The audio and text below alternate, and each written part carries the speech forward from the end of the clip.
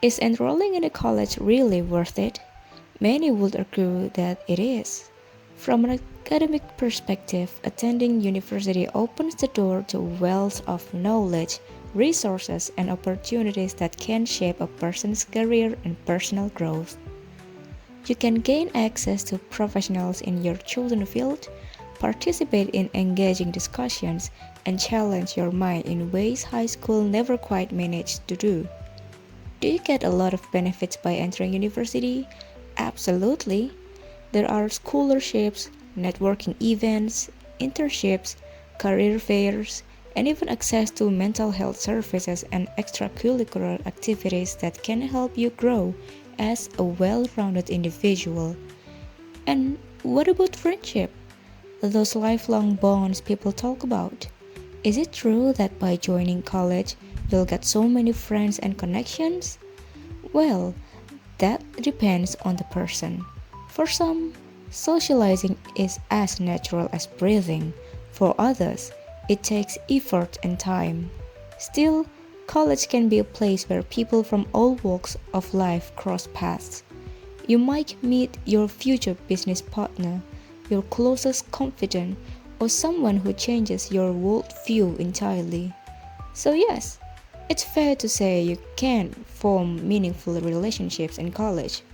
As for thrilling experiences, the possibilities are endless, from late night talks in dorm hallways, impromptu road trips, heated debates in classrooms, spontaneous club meetings, and the bittersweet stress of pulling all nighters during finals.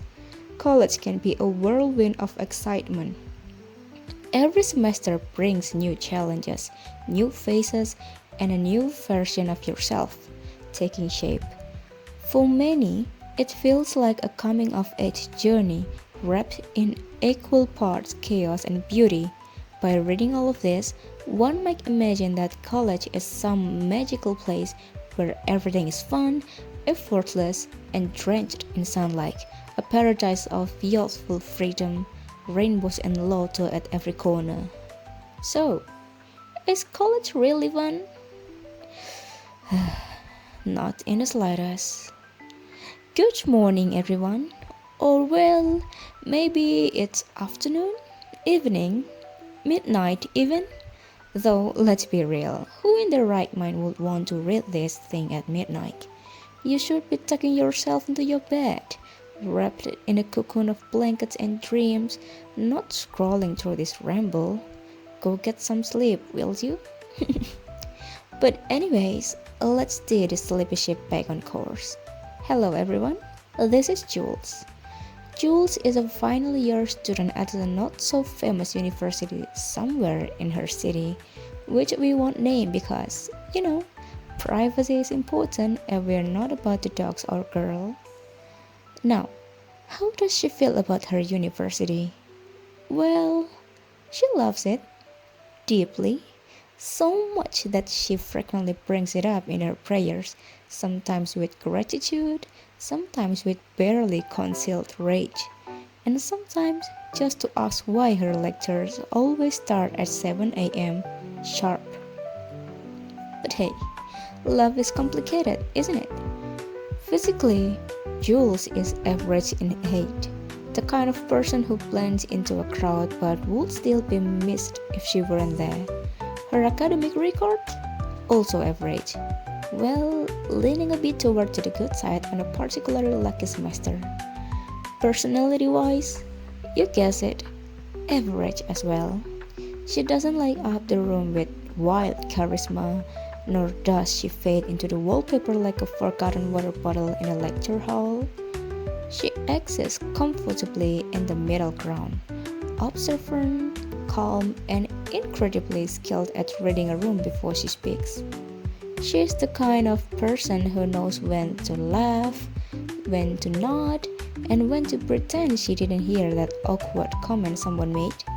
You might think that she kinda sounds similar to Robert. She does. Jules and Robert might just kindred spirits in their uncanny ability to seem just normal enough to avoid unnecessary attention. Except when Jules is around the people she's close to, Then the filters drop. That's when the weirdness creeps in. The giggles get louder, the jokes get darker, and the overthinking gets voiced out loud. It's a rare transformation, but it's a delightful one. As for her social life, it's, you guess it again, average. Nothing wild or cinematic, no sprawling group of dozens or intense best friend forever duos with matching necklaces. Just a circle of three girls, including herself. Tight knit, loyal, and a little chaotic when the mood hits. That's her crew, that's her home base. So there she is, Jules. Not a protagonist in a teen drama, not the mysterious transfer student, not the class clown, just a girl at the finish line of her college years, carrying her average self with grace, humor, and just enough sass to survive another group project. Now, let's talk about Jules' daily life in campus, shall we? Her day began at the ungodly hour of 5 a.m., a time that, in her opinion, should be banned by international law. Like clockwork, her parents would barge in, voices gentle yet persistent, urging her to get up, pray, and take a bath. And like clockwork too, Jules would rise, in the mood fuller than expired milk. Every single day, without fail, she emerged from the depths of her sleep, cranky, hungry, and wearing the kind of skull that could curdle fresh cream. And if you shake her body hard enough, she will slap you on your hands hard. Yes, she's a final year university student. Yes, she still depends on her parents to wake her up. How irresponsible, right? Wrong. Don't be so quick to judge her. Take a closer look. Do you see those dark smudges under her eyes? No, that's not leftover eyeliner, dear. Those are her battle-scarred eye bags earned through relentless night of tossing, turning, and blinking at the ceiling as the clock ticked past 2 a.m., 3 a.m., 4 a.m. Insomnia had claimed her long ago and made itself at home in her brain like an unwanted roommate. Sleep? A luxury. Rest? A myth. Jules was a living, breathing contradiction, exhausted beyond belief, yet wide awake when stars were out. And it's not like she didn't try to sleep, she just couldn't. Because that cursed brain of hers, it only sparked to life at night. It would start humming and whirring with half-baked ideas, storylines, essay outlines, and sudden bursts of what-if creativity the moment the world went quiet. Deadlines, she met them, eventually, but always with puffy eyes and a cup of coffee clutched like a lifeline. And every time she told herself, never again, I'm going to start early next time. But every time, she found herself back in the same cycle. It was practically a habit. Then came the morning, dragging herself through the hours like a sleep-deprived zombie. From breakfast until late afternoon, her body existed on autopilot. Eyes glazed, limbs heavy, mind foggy. Professor voices became distant echoes, notes blurred into doodles. Her greatest talent during these hours was perfecting the art of staying awake while looking awake. And so, now that Jules in her final year, you'd think things would be easier, right? Fewer classes, more free time, maybe a little breathing room? Ha! Absolutely not.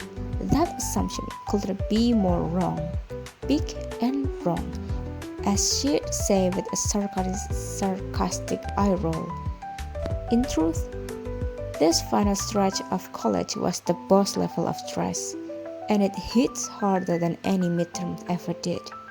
Gone were the days of juggling 5 or 6 classes a week, but the weight of the thesis more than made up for it.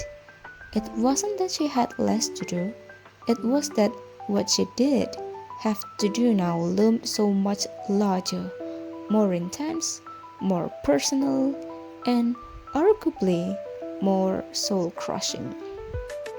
Still, there was some constants that reminded. One of them was her love for the campus library. Or well, love might be too pure for a word. It was more like a complicated situationship. She and her friends had grown weirdly attached to the place. Whenever they had time, or more often whenever they were out of time, they'd pack their bags with laptops, notebooks, chargers, snacks, and march straight to the library like soldiers heading into war. Back in the fifth and sixth semesters, this routine was practically sacred. Every class seemed to demand some monstrous group project with constantly rotating members. You couldn't escape it, even if you wanted to. There were power struggles, ghosting teammates, two soft hearted team leaders, and the occasional last minute panic attack over an unshared Google Drive link. Ah, memories. Now, though, things were slightly different. Jules only had 2 classes a week. Just 2. Sounds like a dream, right? A college student's paradise? Well, not quite. Because those empty weekdays, they weren't filled with naps or brunches or Netflix marathons. No, they were filled with thesis work, hours upon hours of writing, rewriting, researching, editing, formatting, citing, and panicking. So, naturally, the library once again became her second home, except this time the enemy wasn't a group project, it was something more intimate, more terrifying. Her own thesis. The thesis, the cursed, looming soul sucking beast. It never left her mind, even during her so called breaks. It haunted her like a persistent ghost whispering, "You should be working on your thesis." And every time she opened the file on her laptop, her heart sank just a little more. Sometimes she stared at the screen for hours, barely typing anything, paralyzed by the sheer pressure of making everything sound academic, smart, original, good enough. She had lost count of how many times she melted into tears in some forgotten corner of her room or sat frozen with anxiety, her hands hovering above the keyboard while her brain screamed incoherently. But still, she showed up, with her friends beside her, often in the same sinking boat. They tried to weather it together, swapping snacks, memes, and occasional breakdowns. A silent sisterhood of thesis sufferers united in their struggle. Final year wasn't any less busy. Sometimes, in the middle of staring blankly at her thesis, or while sipping in a too-sweet iced coffee in the library, Jules would find herself drifting into memories, soft, hazy recollection of the days when everything was just beginning. Back when she had just gotten accepted into university, a wide-eyed freshman with a heart full of cautious excitement and a too well-dressed outfit. She would think about those early days, those awkward but somehow magical moments, her first class, her first time getting lost on campus, her first cafeteria lunch eaten in small talk with her 2 new friends she barely knows. The way the sun hit the main building in the mornings, the thrill of finally feeling like a real college student. Oh, how she wished she could go back.